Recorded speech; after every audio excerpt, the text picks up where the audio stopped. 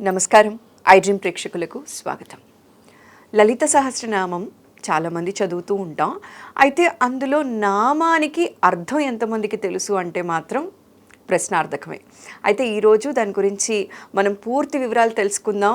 ప్రతి నామానికి అర్థం సవివరంగా తెలుసుకుందాం. ఈరోజు మనతో పాటు మన స్టూడియోలో ఉన్నారు ప్రముఖ జ్యోతిష్య వాస్తు పండితులు మరియు లలిత ఉపాసకులు నానాజీ పట్నాయక్ గారు. వారిని అడిగి తెలుసుకుందాం. నమస్కారం గురూజీ. శ్రీమాత్రే నమః. గురూజీ, లలిత సహస్రనామం కొన్ని సంవత్సరాల నుంచి చేస్తున్నప్పటికీ కూడా అందులో నామాలకి అర్థం తెలియని వాళ్ళు కూడా ఉన్నామండి. అయితే ప్రతి నామానికి అర్థం తెలిస్తే ఆస్వాదిస్తూ అమ్మవారికి ఇంకాస్త దగ్గరయ్యే అవకాశం ఉంటుంది, అమ్మవారి పాదాలు గట్టిగా పట్టుకోవచ్చు అనేది నేను భావిస్తున్నానండి. సో అలా అర్థం తెలుసుకోవాలి అనుకునే వాళ్ళందరికీ కూడా, వాళ్ళందరి కోసం మనం కంటిన్యూస్గా కొన్ని వీడియోస్ లాగా చేస్తూ, ఎపిసోడ్స్ లాగా కొన్ని నామాలు తీసుకుంటూ దానికి అర్థాన్ని సవివరంగా మా ప్రేక్షకులకు తెలియచేస్తారని అనుకుంటున్నానండి. ఈరోజు మొదలుపెట్టి శ్రీమాత్రే నమః అనే నామం దగ్గర నుంచి కూడా మనం స్టార్ట్ చేద్దాం. శ్రీ మహారాజ్ని శ్రీమత్ సింహాసనేశ్వరి చెప్దాము. అయితే దీనికంటే ముందు అందరూ తెలుసుకోవాల్సిన విషయం ఏమిటి అంటే, వీటిని అపౌరుషములు అంటారు. అపౌరుషములు అంటే ఎవరు రచించినటువంటిది కావు ఇవి. ఓకే. ఇప్పుడు కొన్ని ఉన్నాయి, వాళ్ళు రచిస్తారు, కొన్ని ఇవి రచించినవి కాదు, వేదముతో సమానం ఇవి. ఓకే. ఎందుకు అంటే ఆ నిండు సభలో బండాసురుడికి సంబంధించి, అంటే బండాసురుడు వీళ్ళందరినీ ఇబ్బంది పెడుతున్నారంటే అమ్మవారు అవతారం దాల్చి అయిపోయిన తర్వాత నిండు సభలో చెప్తారు, అమ్మవారిలో నుంచి 8 కిరణాలు బయటకు వస్తాయి. ఆ 8 కిరణాలు రూపాల్లో బయటకు వచ్చి వాళ్ళు వసిన్యాది వాగ్దేవతలు అంటారు వాళ్ళని. ఆ వసిన్యాది వాగ్దేవతలు ఎవరైతే ఉన్నారో వాళ్ళు అమ్మవారి గురించి కీర్తించారు. అందుకే వసిన్యాది వాగ్దేవత ఋషయ అంటారు. అంటే ఋషులు ఎవరు? ఈ అమ్మవారి, ఈ లలిత సహస్రనామాల కంటే వసిన్యాది వాగ్దేవతలు అంటే అమ్మవారే ఆ రూపంలో బయటకు చెప్పింది. కాబట్టి ఏంటి, ఈక్వల్ టు వేదం. అంటే మీరు ఒక్క నామం చదువుతుంటే వేదమంత్రానికి ఎటువంటి శక్తి ఉంటుందంటే, మీకు ఉన్నటువంటి ఎటువంటి పాపము, ఎటువంటి దోషము చేశారు తెలుసో తెలియకో, అజ్ఞానంలో పోయిన జన్మలో చేశారో, ఈ జన్మలో చేశారో, ఏది చేశారు, ఒక్క నామం అట పట్టుకొని మీరు కనుక రెగ్యులర్గా చేయగలిగితే మీకు ఎన్ని జన్మలు, కొన్ని 100 జన్మల పాపాలని కూడా అది దగ్ధం చేసి ఇంకా ఏమైనా మిగులున్నాయా అని అడుగుతుందట. అంత గొప్పది. అయితే దీనికి ఏమిటంటే అమ్మా, ఫస్ట్ మనకి స్పృహ ఉండాలి. ఏదో రచించింది కాదు, ఇది ఈక్వల్ టు వేదం. సో నేను దీన్ని స్పష్టంగా పలకాలి, దీన్ని ఇంత పూనికతో పలకాలి. ఇది ఒక దీంట్లో మనం రెగ్యులర్గా కానీ చేస్తూ ఉంటాం, దీనికి మించింది లేదనిపిస్తుంటుంది అసలు. ఓకే. అయితే మనం ఈరోజు ఒక లైన్ గురించి చెప్తాను అనుకున్నాం కదా గురుజీ. ఇందులో ప్రధానంగా మొదటి నామం మీరు ఇందాక అన్నట్టుగా శ్రీమాత. శ్రీమాత. శ్రీ అంటే ఏమిటి అంటే, శ్రీ అంటే మనం విభూది. శ్రీ అంటే యాక్చువల్ చెప్పాలంటే అమ్మవారు శ్రీ శబ్దంతో, కొంతమంది చూడండి ఎవరికైనా పేరు ముందు శ్రీ రాయిపోతే కూడా కోపం వస్తుంది. విభూది అంటే అర్థం ఏంటో చెప్తాను ఫస్ట్. సూర్య కిరణాలు, సూర్యుడు ఉన్నాడు, సూర్యుడు నుంచి వచ్చే కిరణాలు సూర్యుడికి ఉండేటువంటి విభూది. ఇప్పుడు నీరు ఉందమ్మా, నీళ్ళల్లో దాహం తీర్చేటువంటి గుణం నీటి యొక్క విభూది. ఓకే. టీచర్లో జ్ఞానం విభూది, ఒక ఆటగాళ్ళలో టాలెంట్ విభూది. ఓకే. విభూది అంటే దాంట్లో ఉండేటువంటి మెయిన్ ఎసెన్స్. స్త్రీ మాత అంటే అన్ని విభూతులు ఉన్నటువంటి తల్లి. ఓకే. ఓకే. అయితే ఇక్కడ ఎవరైనా సరే జన్మజాతకంలో కనుక, ఎవరికైనా జన్మజాతకంలో ఇన్సెక్యూరిటీ ఫీలింగ్ ఉంటుంది చూసారా, అమ్మో నాకేమవుతుందో. కొంతమందికి ఉంటుందమ్మా, అమ్మ నాకేంటో, నాకు రేపేంటో, ఎల్లుండేంటో, నా జీవితం ఏంటో, నేను ఎలా సర్వే అవుతాను భయపడుతూ ఉంటారు. అలాంటి వారు కనుక శ్రీమాత్రే నమః అంటే, అమ్మా నీకు నమస్కారము, ఈ జగత్తును మొత్తం తల్లిగా ఉన్నటువంటి నీకు నమస్కారం. అయితే ఎలాంటిది, అన్ని జీవుల్లో ఉండేటువంటి మదర్లీ నేచర్ ఈజ్ అమ్మవారు. ఓకే. ఎక్కడి నుంచి వస్తుందమ్మా మర్చిపోండి. ఒక పిచ్చుకుంది, ఒక పిట్టుంది, దాని కడుపులో గుడ్లు ప్రారంభమయ్యాయి అనగా దానికి ఎట్లా తెలుస్తుందో ఏమో తెలియదు, ఎక్కడా నేర్చుకోదు, చక్కగా గూడు కట్టేస్తుంది, అక్కడ పొదుగుతుంది, దానికి తీసుకొచ్చి పెడుతుంది. ఎవరు నేర్పించారు చెప్పండి దానికి? సృష్టి. ఆ నేచర్ ఇన్బిల్ట్గా ఉంది చూసారా, మదర్లీ నేచర్, దట్ ఈజ్ అమ్మవారు. ఎవరిలోనైనా మదర్లీ నేచర్ ఉంది, దట్ ఈజ్ అమ్మవారు. ఓకే. అలా మీకు రక్షణ ఎవరిస్తారు? ప్రపంచంలో రక్షించే తత్వం ఎవరిది? అమ్మదే. ఫస్ట్ మదరే ప్రొటెక్షన్. తండ్రి బయటికి వెళ్ళి సంపాదిస్తాడు, జాబ్ చేస్తాడు, తీసుకొచ్చి పెడతారు, అది ఉంది. తండ్రి పాత్ర తండ్రిది ఉంది, బాధ్యత. నేను తక్కువ చేయట్లేదు. కానీ కంప్లీట్గా కడుపులో పెట్టుకొని కాపాడేటువంటి రక్షణ శక్తి దగ్గర నుంచి పెంచి పెద్ద చేసే వరకు ఉండేటువంటిది ఏదైతే ఉందో అమ్మ. అందుకే శ్రీమాత్రే నమః అనుకుంటే రక్షణ శక్తి మనకు వస్తుంది. ఓకే, అమ్మవారు ఎప్పుడు రక్షిస్తూ ఉంటారు.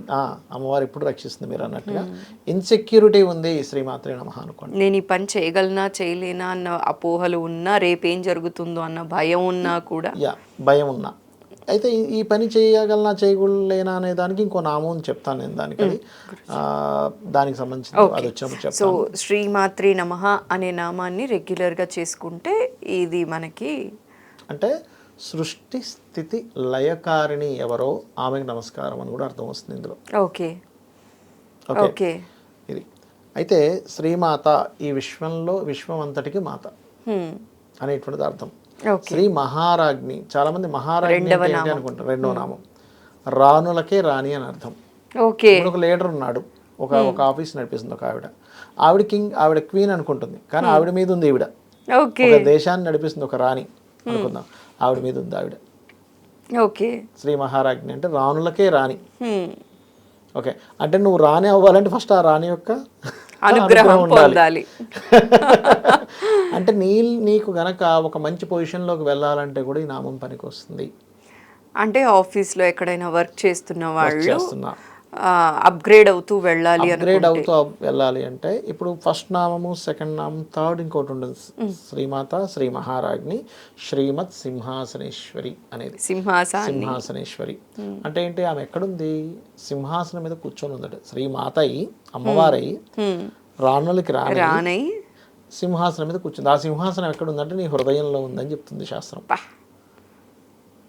హృదయంలో కూర్చొని ఈ మొత్తం బయట ఉండేటువంటి బ్రహ్మాండాన్ని, లోపల ఉండేటువంటి పిండాండాన్ని నడిపిస్తుంది ఆవిడ.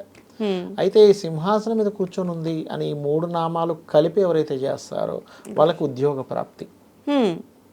3 నామాలు కలిపి చేసుకోవాలి. ఎందుకు? రక్షణ శక్తి. ఇన్సెక్యూరిటీ, మనకు జాబ్ వస్తే ఇన్సెక్యూరిటీ ఉండదు. అమ్మ నాకేంటి, నాకు జాబ్ ఉంది హ్యాపీగా అనేటువంటి సెక్యూరిటీ ఫీలింగ్. ఇన్సెక్యూరిటీ ఫీలింగ్ ఎప్పుడెప్పుడు జరుగుతుంది? జాబ్ లేకపోయినా, ఎవడేదో చేస్తాడన్నా, ఇవన్నీ కదా. అప్పమ్మో రేపొద్దున అప్పు ఎలా కట్టాలి, జాబ్ చూస్తే లేదనుకుంటుంటాం, డబ్బులు రావట్లేదు అనుకుంటుంటాం. ఎందుకు? కారణం ఏంటి? జాబ్ లేదని. సో రక్షణ శక్తి అమ్మవారే సృష్టి స్థితి లయ కారకురాలు కాబట్టి తను రక్షిస్తుంది. రాణులకే రాణి, తాని మెయిన్ హెడ్. నీకు ఇక్కడ జాబ్ రావాలని తనే మెయిన్ హెడ్. సింహాసనం, ఆవిడ సింహాసనం మీద కూర్చుందని మీరు కీర్తిస్తే మీకు సింహాసనం ఇస్తుంది, అదే మీ సీటు. ఇప్పుడు అదే కదమ్మా, ఇప్పుడు నా పోస్ట్ ఏంటి అంటే చెప్తారు, మీరు కలెక్టర్ అనా, జిఎం అనా, లేకపోతే మేనేజర్ అనా కదా. ఇప్పుడు శ్రీమాత, శ్రీ మహారాజ్ని, శ్రీమత్ సింహాసనేశ్వరి. దీనికి ముందు ఓము, లాస్ట్లో నమః కలుపుకొని ఓం శ్రీమాత శ్రీ మహారాజ్ని శ్రీమత్ సింహాసనేశ్వరియే నమః. ఓకే, ఇది చేసుకుంటే రక్షణ శక్తి లభిస్తుంది, జాబు వస్తుంది, ఇన్సెక్యూరిటీ ఫీలింగ్ పోతుంది, ఇవి జరుగుతాయి. అయితే ఇది చేసుకునే విధానం ఎట్లాగా అంటే ఎప్పుడు కూడా కౌంటింగ్ చేయకూడదు. ఓకే, చేసేటప్పుడు 108 జపమాల పెట్టుకుంటాం. తిప్పుకోండి, మీకు తప్పులేదు. కానీ నేను అనేది ఏంటంటే మీరు ఒక 20 నిమిషాలు, అరగంట, 40 నిమిషాలు చేస్తే ఇంకా మంచిది. నిమిషాల వైజ్ చూసుకోవాలి. నిమిషాల వైజ్ అలారం పెట్టేసుకొని చక్కగా ఆస్వాదిస్తూ చేయండి. శ్రీమాత శ్రీ మహారాజ్ని శ్రీమత్ సింహాసనేశ్వరి. నోటితో పలకాలని రూల్ ఏం లేదు, మనసుతో చేసుకోవచ్చు. మీరు ఆస్వాదిస్తుంటే ఉంటే సమ్ టైమ్స్ ఏమవుతుందంటే మనల్ని ఇట్లా అంటే ఒక్కసారిగా అలైన్ అయిపోతాయి చక్రాలు. అసలు నేను చాలాసార్లు గమనించానమ్మా, లలితాసహస్రనామాలు చేసేటప్పుడు చక్రాలన్నీ అలైన్ అయిపోయి స్ట్రక్ ఇట్లా ఒక్కసారికి ఇట్లా అవుతుంటాం ఒక్కోసారి మనం. దాంట్లోకి లీనమైపోయి కనుక వెళ్ళగలిగితే అది ఒక ఎనర్జీ అమ్మ. వేదమంత్రం వేదంతో సమానం అని చెప్పాను కదా. ఆ ఎనర్జీ ఎప్పుడైతే మనం లోపల తీసుకొని చేస్తుంటామో మనకు ఒక ఆరా ఉంటుంది. ఈ గ్రహాలు, నవగ్రహాల నుంచి వచ్చేటువంటి ఎనర్జీ ఏదైతే ఉందో, ఈ ఆరాలో ఉండే ఎనర్జీ దాన్ని కనెక్ట్ చేసుకుని లోపల తీసుకెళ్తుంది. ఇది ఎప్పుడైతే మంత్రంతో నిండుందో ఇది పాజిటివ్ అయిపోయింది మీ ఆరా. గ్రహశక్తి ఎలా వచ్చినా ఇక్కడికి వచ్చేసరికి పాజిటివ్గా మరి లోపలికి వెళ్తుంది. ఎలా అయితే ఒక బల్బుకి మీరు పసుపు రంగు పెట్టారు, కాగితం పసుపు కలర్ పడుతుంది, ఎరుపు రంగు పెడితే ఎరుపు కాంతి ఎలా పడుతుందో, ఈ ఆరా యొక్క సిస్టమ్ ఎప్పుడైతే అమ్మవారి నామంతో నిండిందో ఆటోమేటిక్గా మార్పు వస్తుంది. ఇలా ఒక అతను అయితే జాబ్ లాగా చాలా బాధపడేవాడు.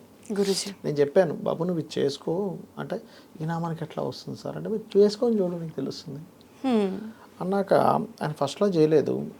తర్వాత మళ్ళీ ఒక నెల రోజులు 15 రోజుల తర్వాత మళ్ళీ అడిగాడు, నువ్వు ఇది చేసి నువ్వు చూడు, నువ్వు ఎట్లాగో ఖాళీగానే కూర్చుంటున్నావు కదా, నీకు మళ్ళీ ఇది చేస్తే వస్తుందో రాదో ఎందుకు, చేసి చూడు, వస్తే వస్తుంది లేకపోతే లేదు.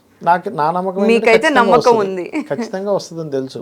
కానీ ఇప్పుడు ఎలా ఉంటుందంటే అమ్మ, లాజికల్ మైండ్ ఒక్కోసారి యాక్సెప్ట్ చేయదు. లాజిక్సే అడుగుతారు గురుజీ, ఎట్లా వస్తుంది అని అడుగుతుంటారు. నేనేమంటానంటేనమ్మా, ఇప్పుడు చూడండి, ఒక కొండ లోపల కప్పు ఉంటుంది, మీరు చూసే ఉంటారు ఒకసారి, కొండ పగలగడితే లోపల కప్పు ఉంటుంది. కొండలోకి ఎలా వెళ్ళింది కప్ప తెలీదు. అక్కడ లాజిక్స్ వర్కౌట్ అవ్వవు కొన్నిసార్లు. కొన్ని ప్రపంచంలో కొన్ని దేశాలు ఉన్నాయి, అప్పున్న వైపు వెళ్ళిపోతుంటుంది కారు, డౌన్ వెళ్ళినట్టుగా. మీరు చూసారా, నీరు పోస్తే అప్ సైడ్ వెళ్ళిపోతుంటాయి వాటర్, డౌన్లోకి కాకుండా. ఎందుకు అలా వెళ్తుంది, పల్లెం వైపు వెళ్ళాలి కదా అంటే, కొన్నిసార్లు మీకు లాజిక్స్ అప్లై అవ్వవు. ఎందుకంటే అన్ని లాజిక్స్ని అన్నిటిని నడిపించేది భగవత్ శక్తి. ఆ భగవత్ శక్తిని మీరు పట్టుకున్నారు, అదే నడిపిస్తుంది. మూలాన్ని పట్టుకున్నారు మీరు. ఆ మూలం పట్టుకున్నప్పుడు, మూలం ఎవరైతే నడిపిస్తున్నారో వాళ్ళని అడిగినప్పుడు ఎందుకు మారదు? అంతే కదమ్మా మరి. సో జాబ్స్కి ఎవరైతే ట్రై చేస్తున్నారో, లేదా జాబ్లో ఏదైనా ఆటంకాలు ఫేస్ చేస్తున్న వాళ్ళు, కానీ జాబ్లో మంచి పొజిషన్ కోసం ఎవరైతే ఎదురు చూస్తున్నారో, ప్రమోషన్స్ కోసం చూసే వాళ్ళందరూ కూడా ఈ 3 నామాలు కలిపి ముందర ఓం, లాస్ట్లో నమః పెట్టి కనుక ఒక 40 నిమిషాలు ప్రతిరోజు చేసుకోగలిగితే కనుక వాళ్ళు ఉన్నత ఫలితాలు అనేవి పొందొచ్చు. ఖచ్చితంగా పొందొచ్చు. చాలా చక్కటి ఇన్ఫర్మేషన్ ఇవాళ మా ప్రేక్షకులకు తెలియచేశారండి.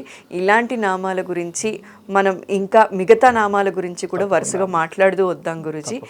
ఇవాళకైతే ఇది మా వాళ్ళందరూ ఎవరైతే ఉద్యోగ అవకాశాల కోసం ఎదురు చూస్తున్నారో వాళ్ళందరికీ ఉపయోగపడే వీడియో చేసినందుకు, మాకు ఇన్ఫర్మేషన్ ఇచ్చినందుకు మరోసారి ప్రత్యేక ధన్యవాదాలు గురుజీ. శ్రీమాత్రే నమః. శ్రీమాత్రే నమః.